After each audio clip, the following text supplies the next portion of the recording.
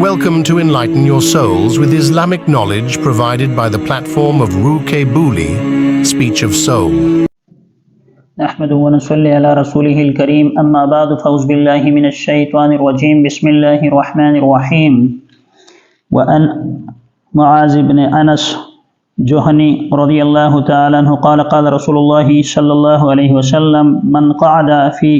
مصلاه حين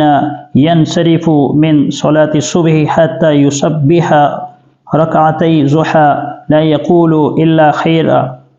غفر له خطاياه وإن كنت أكثر من زبد البحر صدق الله العلی العظیم۔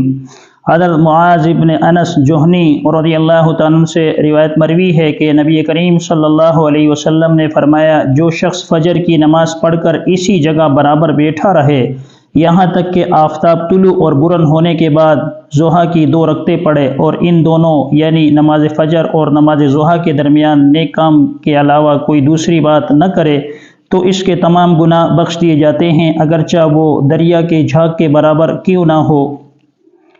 سنن ابی داؤد میں جو حضرت معاذ بن انس جوہنی رضی اللہ تعالیٰ عنہ سے روایت مروی ہے کہ رسول اللہ صلی اللہ علیہ وسلم نے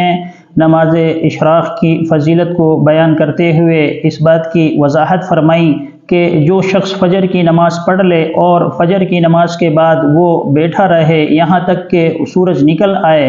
تو سورج نکلنے کے بعد وہ 2 رکعت اگر وہ پڑھ لیتا ہے تو اللہ تبارک و تعالیٰ اس کے سارے گناہوں کو معاف فرما دیتے ہیں۔ محققین علماء فرماتے ہیں کہ اس سے صغیرہ گناہ مراد ہیں کیونکہ توبہ کے بغیر استغفار کے بغیر وہ گناہ کبیرہ معاف نہیں ہوتے، لیکن اللہ تبارک و تعالیٰ اشراق کی برکت سے ایک تو یہ ہے کہ انسان کے سارے گناہوں کو جو صغیرہ گناہ ہے چھوٹے گناہ ہیں انسان سے ہر وقت سرزد ہوتے رہتے ہیں اللہ تبارک و تعالیٰ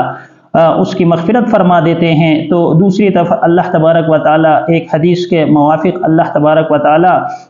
اسے عمرہ اور حج کی سعادت بھی عطا فرما دیتے ہیں یعنی اسے عمرے اور حج کا ثواب بھی باقاعدہ ملتا رہتا ہے۔ ملا علی قاری رحمۃ اللہ علیہ جو بہت بڑے محقق اور بہت بڑے عالم گزرے ہیں وہ فرماتے ہیں کہ برابر بیٹھنے سے مراد یہ نہیں ہے کہ انسان وہاں پہ ٹیک لگا کے بیٹھ جائے یا لیٹ جائے، بلکہ اس سے مراد یہ ہے کہ وہاں انسان جب تک سورج نکل نہیں آتا تو انسان وہاں اپنے آپ کو ذکر و اذکار میں چاہے تو مشغول رکھے، چاہے قرآن کریم کی تلاوت کرے یا واعظ و نصیحت کرے یا اسی طرح اگر کسی کو کوئی درس وغیرہ دینا ہو یعنی مسئلے مسائل سکھانا ہو تو وہ بھی سکھا سکتا ہے، لیکن کوشش اس چیز کی کرے کہ وہاں سے اس وقت تک نہ اٹھے جب تک کہ نماز کا وقت نہیں ہو جاتا یعنی نماز اشراق کا وقت داخل نہیں ہو جاتا۔ جب وہ نماز پڑھ لیتا ہے پڑھنے کے بعد اللہ تبارک و تعالیٰ اس کے جتنے بھی گناہ ہیں جو اس سے سرزد ہوئے ہیں اللہ تبارک و تعالیٰ اس کے سارے گناہوں کو معاف فرما دیتے ہیں۔ تو اس سے اشراق کی جو فضیلت ہے وہ ثابت ہوتی ہے۔ اللہ تبارک و تعالیٰ کی بارگاہ میں دعا ہے کہ اللہ تبارک و تعالیٰ مجھے اور آپ کو